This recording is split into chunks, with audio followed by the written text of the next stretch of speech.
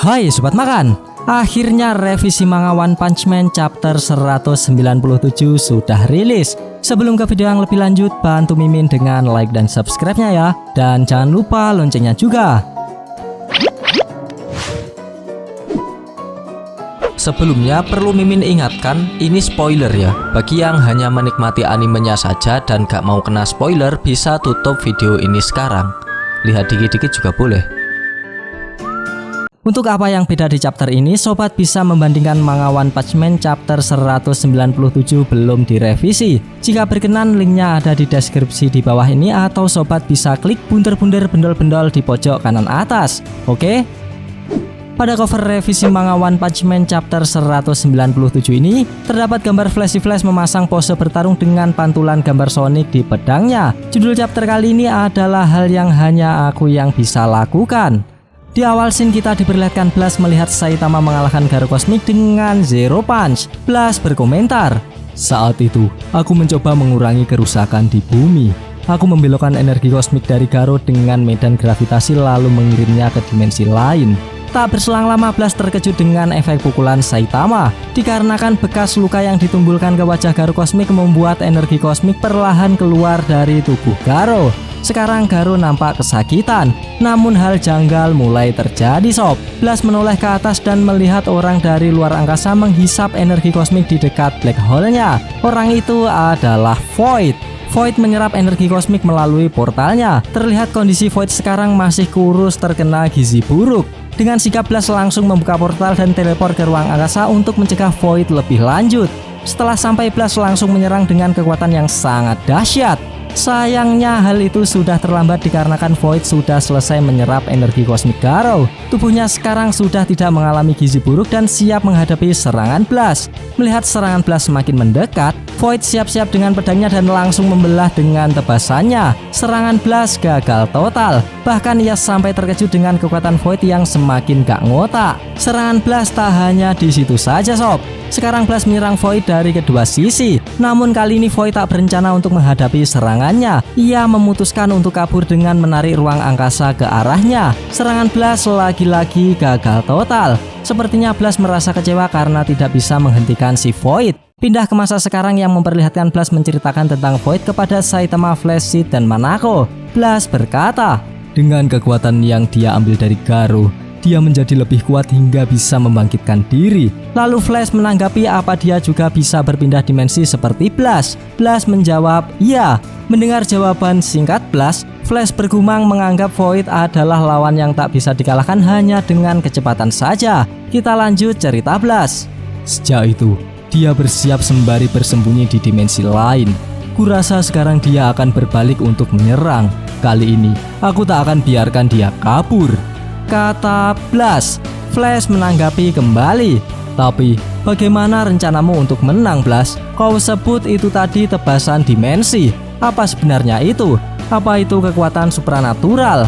Blast menjawab, itu adalah kekuatan God. Kekuatan dari dimensi yang lebih tinggi di mana God berada. Tak berpengaruh jarak, energi, dan ukuran. Batas yang bisa dihiraukan itu tergantung pada kemampuan sang pemilik kekuatan tersebut. Mendengar jawaban yang tak bisa diterima akal, Sid dan Flash sampai berkeringat kesekian kalinya.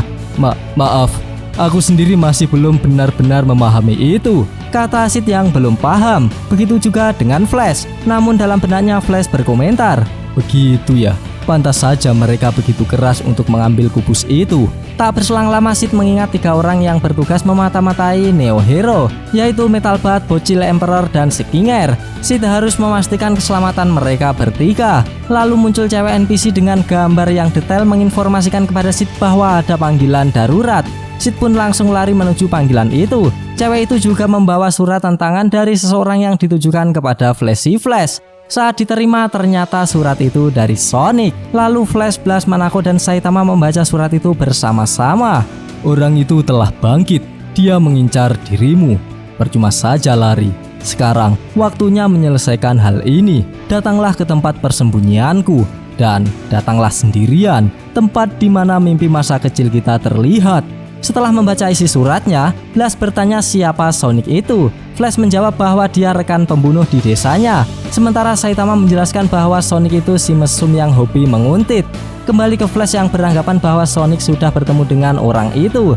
Ia juga menduga Sonic sudah jatuh dalam pengaruhnya. Lalu Flash bertanya-tanya apa tujuan mereka menyingkirkannya, atau sebaliknya untuk merekrutnya. Namun Saitama mengartikan surat itu beda dengan apa yang diartikan Flash.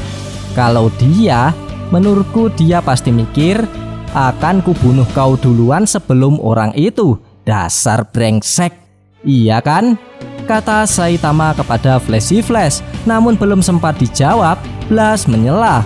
Maaf, tapi apa sebenarnya hubunganmu dengan orang penulis surat ini?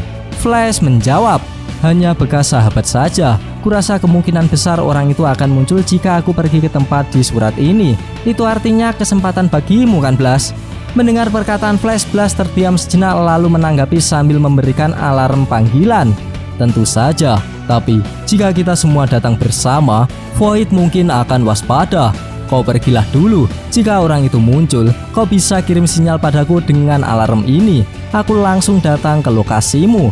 Hingga saat itu tiba, mari kita bekerja sama dengan Sid dan fokuskan semua usaha untuk memberitahu semua cabang dan kota agar siaga terhadap tebasan dimensi. Flash setuju dengan Blast. Sebelum pergi, Blast menanyakan apakah tempat persembunyian itu alamatnya benar yang ada di belakang amplop ini. Flash mengangguk yang menandakan itu benar. Melihat tingkah ninja yang seperti bukan ninja, Manako berkomentar, mereka itu niat jadi ninja atau enggak sih? Setelah itu Blast bertanya kepada Saitama, lalu apa yang akan kau lakukan bodak berjubah? Belum sempat menjawab, Flash menyela, karena sekarang kau muridku, aku tak akan mencegahmu kalau mau ikut. Mendengar Blast memanggilnya dengan nama pahlawan dan juga Flash menganggap ia adalah muridnya, Saitama nampak agak kesal. Lalu ia menjawab, yah, karena si Om sudah membantumu, aku dan Manako mau makan udon kare saja. Lalu Flash dengan jengkel menjawab, terserah. Sekarang mereka berpencar sesuai tujuan masing-masing. Saat dalam perjalanan, Flash mengingat kebersamaannya dengan Sonic saat masih kecil yang berkata, kau datang ke sini waktu masih kecil bukan? Seperti yang kukatakan, kenangan dari saat kau berada di luar mendukung dirimu yang sekarang. Di sisi lain, aku lahir di institut dan dipaksa menjalani hidup sesuai dengan program pelatihan sejak awal. Jadi, kau mungkin bertanya-tanya bagaimana aku bisa menjaga agar pikiranku tidak menjadi roda penggerak lain dalam mesin kan? Semua instruktur menyebutku sebagai kegagalan. Tapi, itu tidak benar sama sekali. Aku dilahirkan dengan jiwa yang kuat, sehingga mereka tidak mampu mengendalikan aku. Aku mempunyai impian untuk masa depan. Aku akan naik ke puncak manajemen dan mengambil alih desa. Aku akan meruntuhkan sistem buruk yang dimiliki organisasi ini dan membesarkan anak-anak yatim piatu yang memiliki keadaan yang sama dengan kita dalam lingkungan yang lebih bebas dan terbuka. Teknik pembunuhan tidak ada gunanya selain membunuh orang. Apa yang menurutku memiliki nilai sebenarnya adalah kekuatan untuk menjalani hidup sesukamu. Kita tidak memilikinya saat ini. Kau akan membantuku kan, Flash? Flash tak menanggapi, namun ia bergumam, aku bisa merasakan. Matamu terlihat seperti milikku. Lalu Sonic mengambil dan membuka peta. Aku bahkan sudah memilih tempat yang potensial untuk desa baru. Flash menanggapi, benarkah? Akhirnya mereka berdua melihat peta bersama dengan gembira dengan menunjuk salah satu lokasi pada peta itu. Kilas balik selesai karena Flash sudah sampai lokasi di mana Sonic menunggu. Setelah bertatap-tatapan, Sonic berkata, jadi kau datang. Flash menanggapi, tempat di mana mimpi masa kanak-kanak terlihat ya. Mendengar hal itu, Sonic tersenyum dan berkata, kau ingat, beberapa tahun lalu mereka membuka jalan di kaki gunung, sebuah tempat di pegunungan jauh dari mata-mata. Tampaknya sangat nyaman bagi perusahaan limbah industri. Apa yang kau lihat di sini adalah pembuangan ilegal mereka. Ini lokasi yang sempurna bukan? Tempat untuk akhir dari mimpi yang konyol. Lalu Flash bertanya yang terakhir kalinya sebelum gelut. Biar aku tanya satu hal, apa ini perintah dari orang itu? Sonic menjawab, pertanyaan tolol. Ini tak ada hubungannya dengan fosil itu. Aku hanya teringat lagi saat waktu itu melihatmu. Kalau kita belum selesai menentukan siapa yang lebih kuat. Mendengar jawaban Sonic, Flash tersenyum karena sahabatnya bukan bawahan dari orang itu sambil bergumam. Aku tahu kau tak akan pernah mengaku kalah walau bersaing dengan siapapun.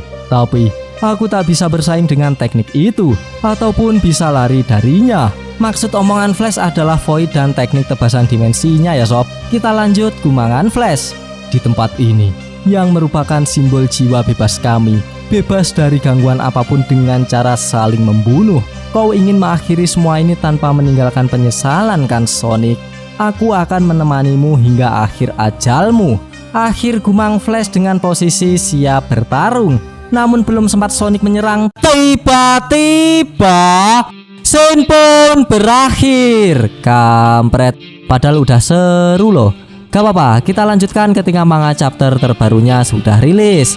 Pada chapter kali ini kita diperlihatkan niat baik Blast untuk mengembalikan rekannya yang sudah menjadi bidagat kembali menjadi manusia. Ia juga menolak bantuan dari Flash karena sudah mengetahui kekuatan Flash saat ini belum mampu untuk melawan God.